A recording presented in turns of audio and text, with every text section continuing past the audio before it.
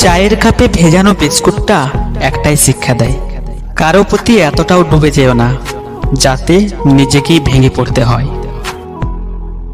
মানসিক যন্ত্রণা অনেকটা ক্যান্সারের মতো, জীবনটাকে একটু একটু করে নিঃশেষ করে দেয়।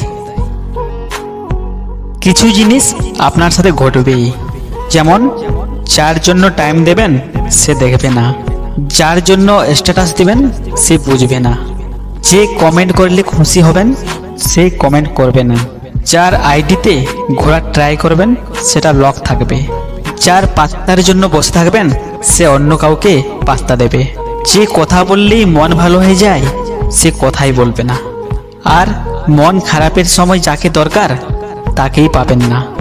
এটাই বাস্তব। 1 বছরে 10টা বন্ধু বানানো কোনো কঠিন কাজ নয়, বরং 7 বছর ধরে একটি বন্ধুকে টিকিয়ে রাখাই হলো কঠিন কাজ।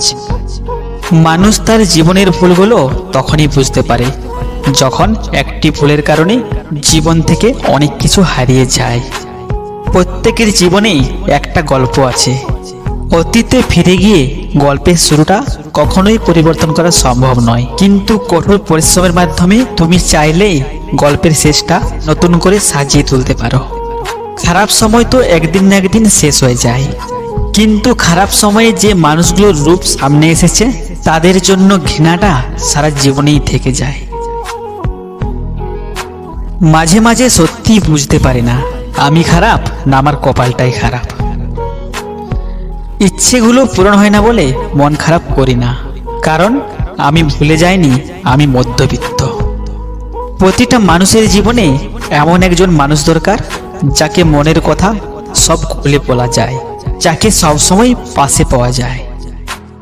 ছোটবেলাটা আজ যেন উকি দিয়ে বলে, কিরে বড় হতে চেয়েছিলি না, দেখ এখন কেমন লাগে। এখন আর একাকিত্বকে ভয় লাগে না, ভয় লাগে কারোর উপর বিশ্বাস করতে।